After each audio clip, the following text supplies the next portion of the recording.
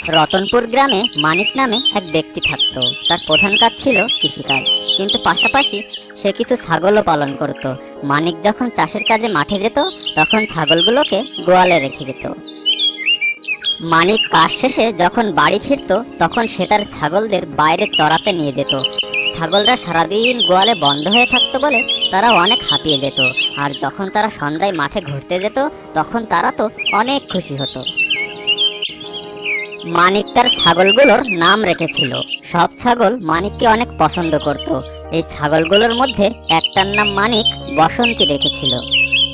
কিছুদিন পর বসন্তী আশ্চর্য ব্যবহার করতে লাগলো।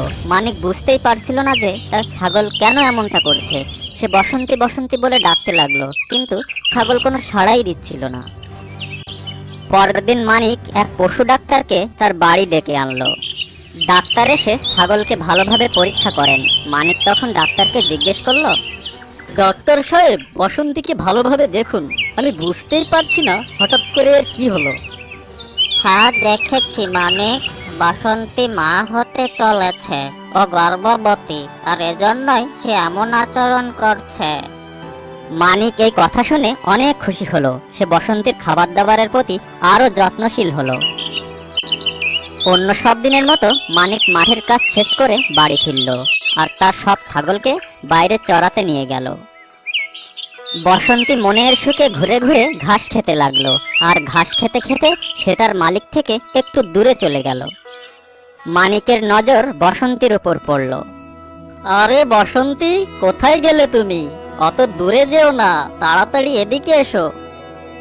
এই বলে মানিক তার অন্য ছাগলদের সামলাতে লাগলো। মানিক তার অন্য ছাগলগুলোর পিছু পিছু যাচ্ছিল, আর তখন হঠাৎ মুষলধারে বৃষ্টি হতে লাগলো। আরে আরে আচমকা এ বৃষ্টি কিভাবে শুরু হলো? তাড়াতাড়ি বাড়ি পৌঁছাতে হবে। মানিক তখন তার অন্য ছাগলদের নিয়ে ঘরের পথে রওনা হলো। প্রচন্ড বৃষ্টির কারণে তার খেয়ালই ছিল না যে সে বসন্তীকে একলাই ওখানে ছেড়ে যাচ্ছে। মানিক তার অন্য ছাগলদের নিয়ে ঘরে পৌঁছে গেল, কিন্তু বসন্তী সেই মাঠে একলাই ছিল।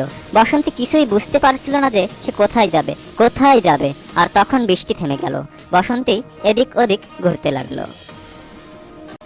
তখন সে পথ ভুল করে অন্য এক গায়ে পৌঁছে গেল। সে এক জঙ্গলের পাশে পৌঁছে গেল।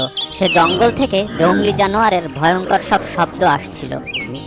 এমন আশ্চর্য শব্দ শুনে বসন্তী খুব ঘাবড়ে গেল। সে গর্ভবতী ছিল, তাই জোরে দৌড়াতেও পারছিল না। তখন সে জোরে জোরে কাঁদতে লাগলো। ছাগলের কান্নার শব্দ শুনে এক ব্যক্তি, যার নাম রামেশ ছিল, সে ওখানে এলো। ছাগলকে কাঁদতে দেখে সে বলল, আরে এ ছাগল এখানে কি করছে? মনে হয় এ ছাগলের কোনো মালিক নেই, এজন্য সে এখানে দাঁড়িয়ে কাঁদছে। এটা ভালো হয় আমি একে আমার সাথে নিয়ে যাই। ভালো মূল্য পেলে আমি একে বিক্রি করে দেব। তাছাড়া একে দেখে মনে হচ্ছে এ গর্ভবতী, খুব ভালো হবে। আমি আর ছানাটা নিয়ে নেব আর একে বিক্রি করে দেব।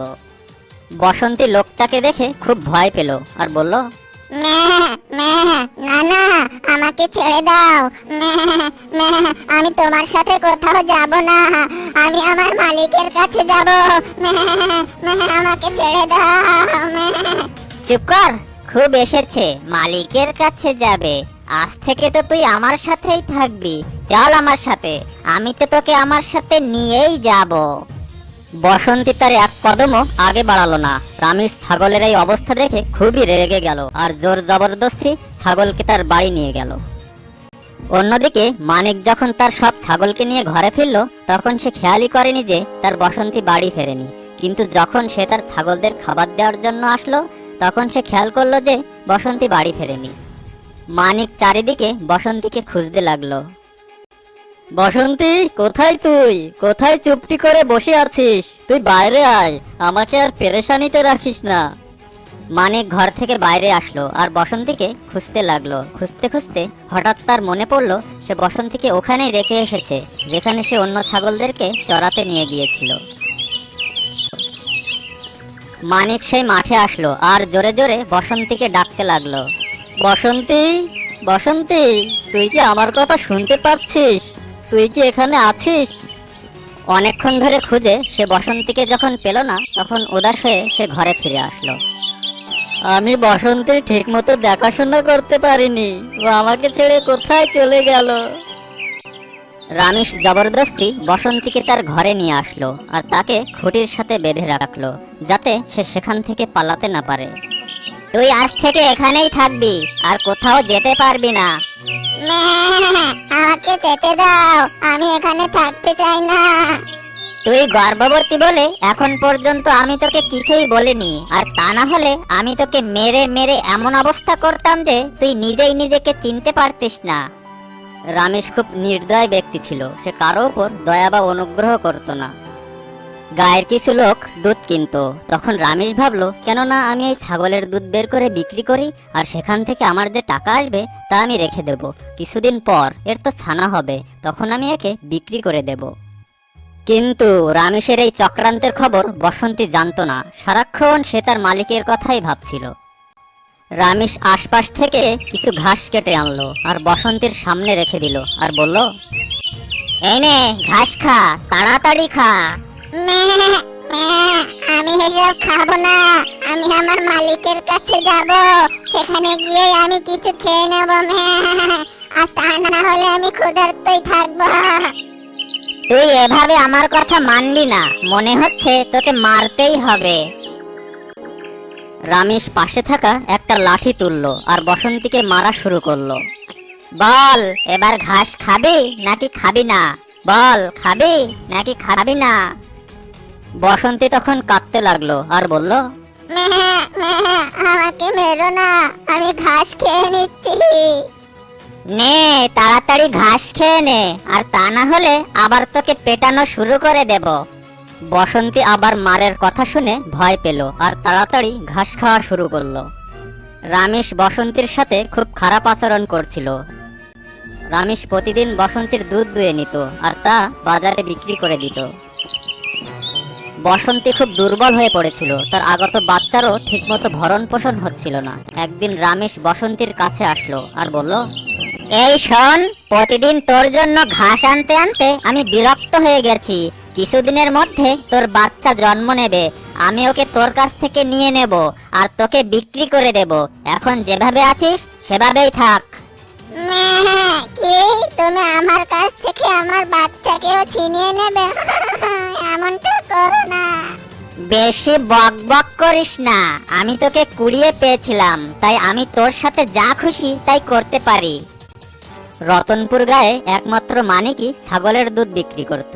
আশেপাশে গায়েও সে তার ছাগলের দুধ পৌঁছে দিত, কিন্তু বেশ কয়েকদিন হলো তার কাছে আর কেউ দুধই নিতে আসছিল না। মানিকের সন্দেহ হলো আর সে বলল, হঠাৎ করে এমনটা কিভাবে হতে পারে? তখন সে জানতে পারলো অন্য একজন ব্যক্তি ছাগলের দুধ বিক্রি করা শুরু করেছে। মনে হচ্ছে এ কোনো নতুন ব্যক্তি, সে ছাগলের দুধ বিক্রি করে বেড়াচ্ছে। যাই, আমি তার সাথে একবার দেখা করে আসি। মানিক খুঁজতে খুঁজতে রামেশের বাড়ি পৌঁছে গেল। তখন মানিক দেখলো তার বসন্তী একটা খুঁটিতে বাঁধা অবস্থায় রয়েছে। বসন্তীর এই অবস্থা দেখে মানিক তাড়াতাড়ি বসন্তীর কাছে গেল। বসন্তী, তুই এখানে কিভাবে আসলি? আর তোর এই অবস্থা কে করেছে?